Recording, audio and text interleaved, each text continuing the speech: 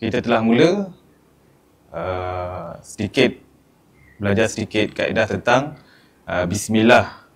Jadi hari ini kita akan sambung pada Ar-Rahman dan Ar-Rahim. Jadi kalau saya sempat, saya akan menunjukkan sedikit variasi dalam sambungan ataupun huruf yang boleh kita gunakan dalam perkataan Ar-Rahman dan Ar-Rahim.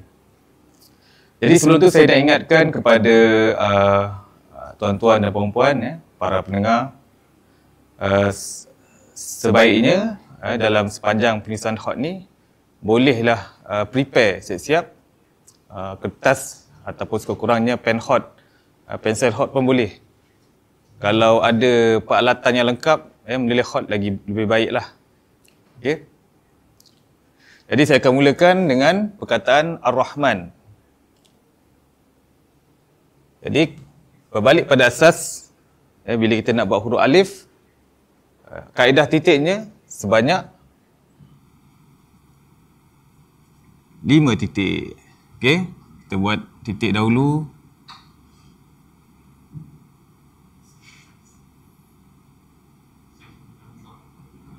Satu, 2, 3, 4, 5.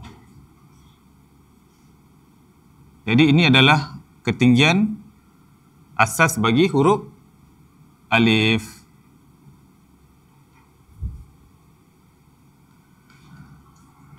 Okey, seterusnya kita buat huruf alif. Pastikan mata pen condong. Tidak terlalu tegak dan tidak terlalu mendatar. Supaya dapat ketebalan huruf alif yang ideal. Jadi daripada atas kita tarik turun ke bawah.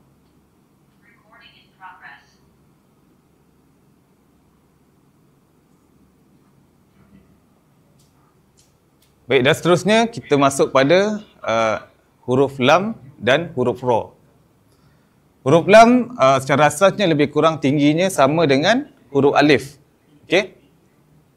Cuma dia ada beza dia dekat bahagian atas, dia ada macam titik lah kepalanya. Kita buat sini, buat dulu. Dan kita tarik seperti huruf alif. Terus turun ke bawah. Okey, nampak Dan untuk selepas huruf lam nak pergi ke huruf ra, sedikit saja.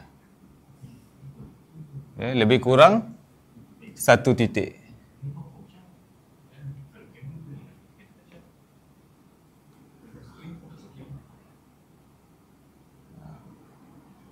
Okey, untuk huruf ra hanya perlukan sedikit saja kepalanya. Dan seterusnya kita buat dia punya ekor dia.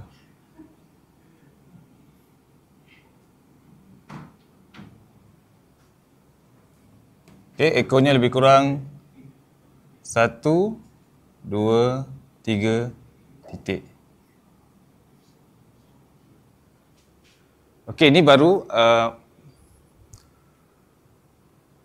bentuk yang pertama. Okey. Bentuk yang kedua, kita menggunakan huruf lam yang sama.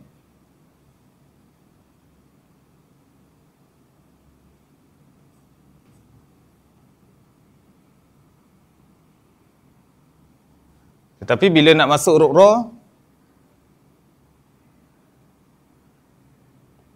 dia terus turun ke bawah. Dia tak ada kepala dia.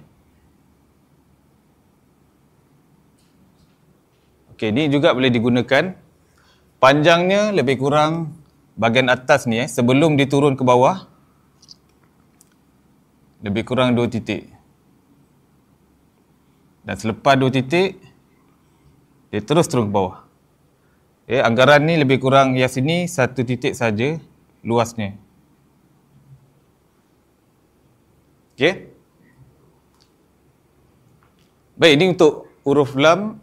Huruf alif, inilah bentuknya. Kalau khot nasah, dia tak ada bentuk lain dah. Kalau lam ra, kita boleh gunakan 2 bentuk ini. Dan huruf lam saja, huruf lam dia tak boleh lebih daripada 1 titik. Kebiasaannya huruf lam ni hanya 1 titik saja. Ada juga penulis khot membuat lam ni panjang kalau nak bertemu huruf lain lah. Tapi dia jarang digunakan. Okey. Baik, seterusnya kita akan masuk pada kita dah selesai untuk huruf alif dan lam ra. Kita akan masuk pada ha mim nun. Kita masih dalam kataan Ar-Rahman lagi. Kita masuk pada ha, sambungan huruf ha, mim dan nun. Baik, untuk ha mim nun yang biasa kita nampak dalam Al-Quran ataupun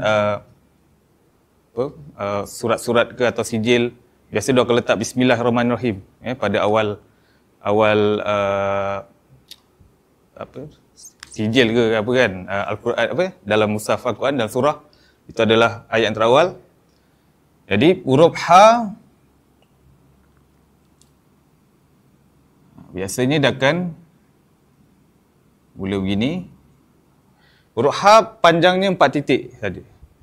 Dalam apa keadaan sekalipun, kalau sama ada ha yang awal, ha tengah dan juga ha yang akhir. Okey. Jadi bila kita dah buat bahagian atas ni, bagaimana kita nak keluarkan yang ke bawah? Pastikan kita letak garis bahagian tengah. Apa gunanya? Supaya bila kita dah selesai bahagian atas, untuk keluarkan bahagian bawah ni kita kena masuk balik ke dalam. Dan yang tengah tu adalah bahagian dia keluar. Okey, selepas 2 titik lah lebih kurang setengah tu kita keluar. Padam sikit Dan kita berhenti. Kita berhenti betul-betul dekat kepala dia. Okey. Seterusnya kita membuat huruf mim.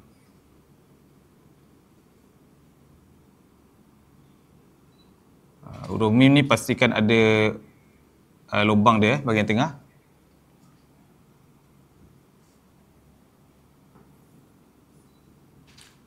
Dan selepas kepala huruf mim ni kita keluar bahagian bawah, dia menurun sikit ke bawah. Yang ni lebih kurang 1 titik saja.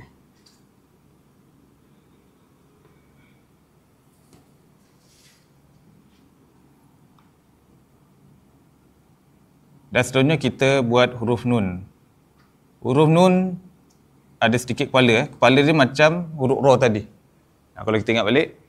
Dan turun sedikit ke bawah. Lebih kurang 1 titik sahaja.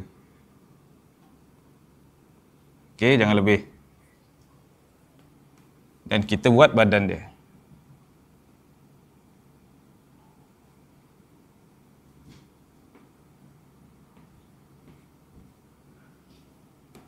Dalam dia lebih kurang 1, 2, 3. Okey.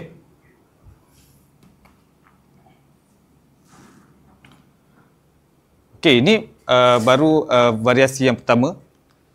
Dan yang kedua biasanya sama juga ha mim bentuknya. Ha 4 titik dan masuk balik bahagian pertengahan baru dia keluar. Baru mim.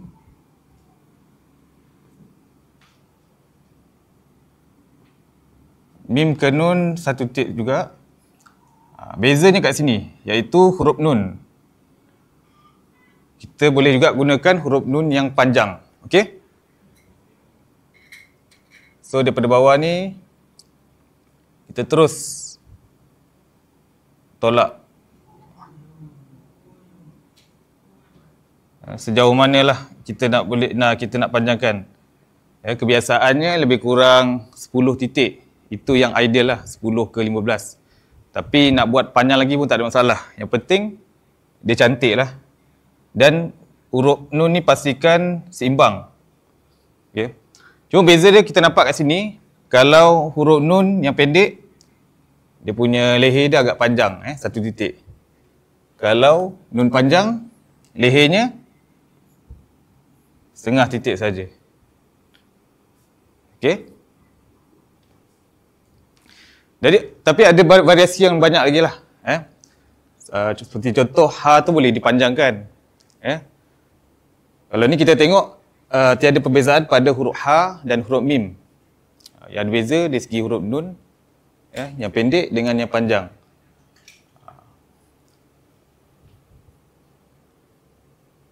Kita juga boleh nak, kalau nak buat berbeza lah, buat yang berbeza seperti huruf ha tu dipanjangkan atau mim itu dipanjangkan.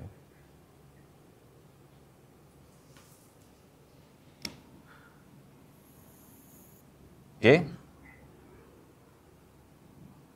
Kita cuba buat ha panjang pula. Okey, huruf ha macam biasa 4 titik saja.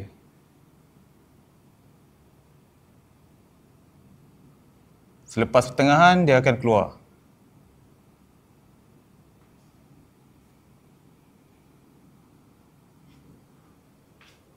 Okey. Dan kita akan buat huruf mim.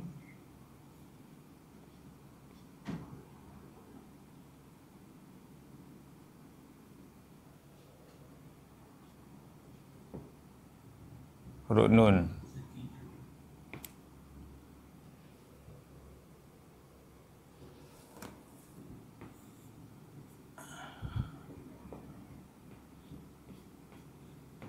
Okey, ni boleh juga Ataupun huruf ha tu pendek, nun pendek, mim tu panjang. Boleh juga kita gunakan.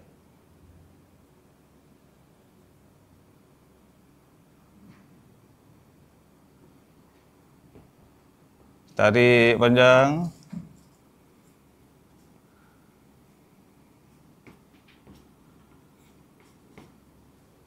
Okey. Maknanya dalam perkataan Ar-Rahman, kalau kita kira balik, boleh kita gunakan variasi sebanyak lebih pada 4 variasi bentuk. Okay, jenis sambungan. Okey.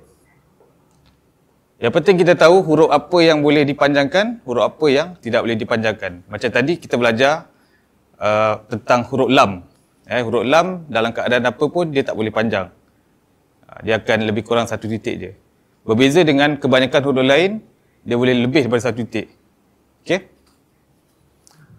Baik, selesai pada perkataan Ar-Rahman, kita akan masuk juga pada perkataan Ar-Rahim.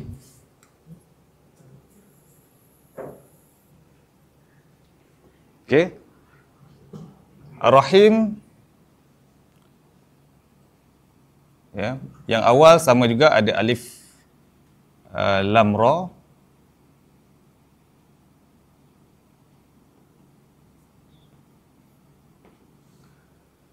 Okey, kemudian kita masuk pada ha, ya dan mim. Okey. Untuk sambungan paling asas, kita akan gunakan ha yang tutup lah.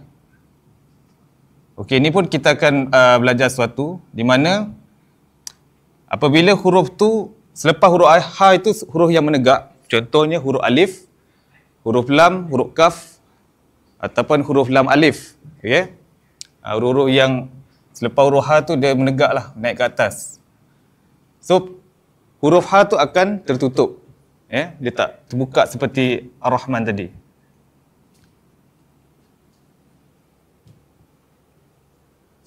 Tetapi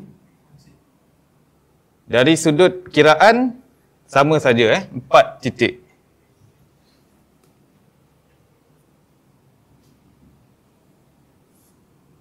Satu, 2, 3 dan 4. Dan bahagian tengahnya pun sama. Tetap dia akan ada bahagian atas dan bila dia nak keluar tu bahagian bawah pada pertengahan huruf ha. Okey? Okey, seterusnya kita akan buat huruf ya.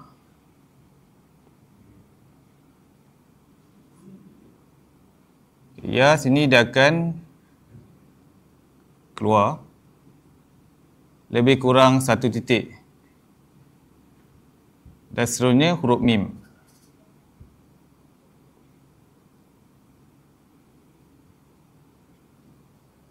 Okey.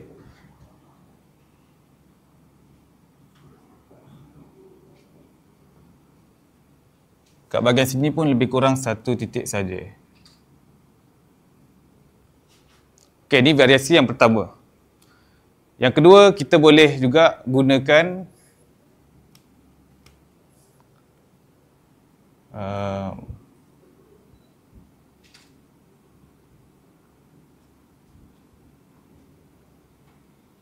huruf ha, yang ni macam biasa sebab dia tidak berjumpa dengan ya yang naik ke atas. Boleh juga kita guna ni. Dan kita guna mim yang ada tiang.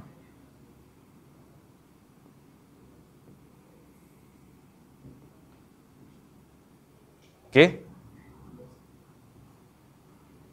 Yang ni lebih kurang 2 titik.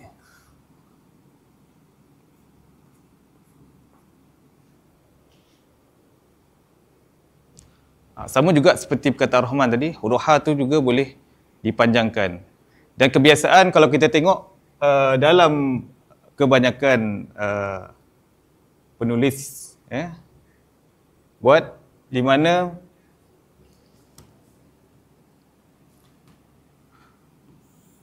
kebiasaan kita nampak ha tu pendek, ya tu panjang. Dan seterusnya huruf mim lah. Okey. Buat ha macam biasa.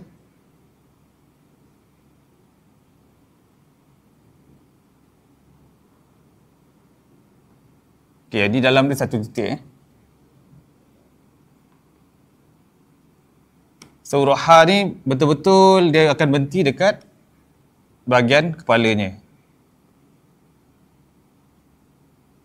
Dan untuk huruf ya, dia akan keluar kat sini. Dia tarik panjang, betul-betul letak garisan. Yang ni kadar lengkungan dia tak perlu banyak sangat. Dia berbeza dengan huruf nun ataupun huruf-huruf yang bawah garisan. Kalau kita tengok pada huruf nun tadi, lengkungan dia lagi bawah. Kalau huruf yang atas garisan ni, lengkungan dia sedikit saja. Kalau kita letak 1 titik, dia tak lebih lah.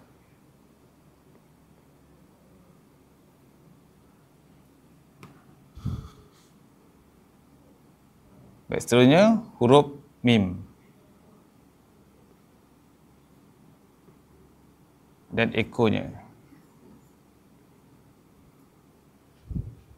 Okey, ni yang biasa kita jumpa di dalam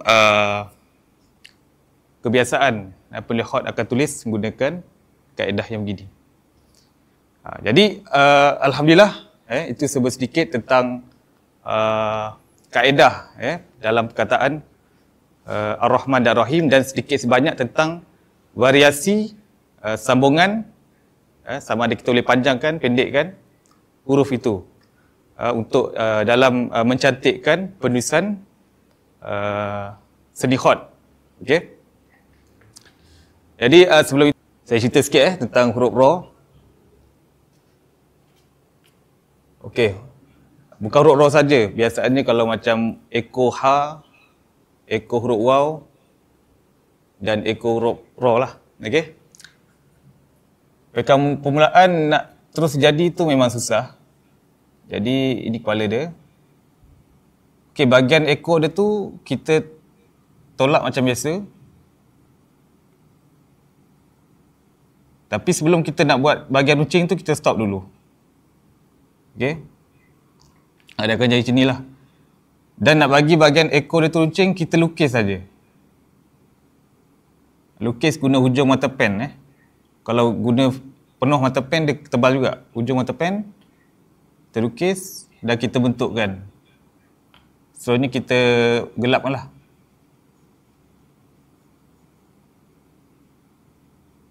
Kalau ikut kaedahnya, kita kena tarik terus jadi. Tapi saya faham untuk permulaan ni biasanya penulis akan sedikit kekok nak bagi dia jadi tu bentuk runcing tu. Okey. Baik, kalau tiada soalan, Alhamdulillah, saya beranggapan tuan-tuan dan puan-puan memahamilah dan sedikit sebanyak boleh menulis secara asasnya dengan baik, insya-Allah. Jadi kita akan jumpa lagi untuk minggu seterusnya. Assalamualaikum warahmatullahi taala wabarakatuh. Sekian, terima kasih.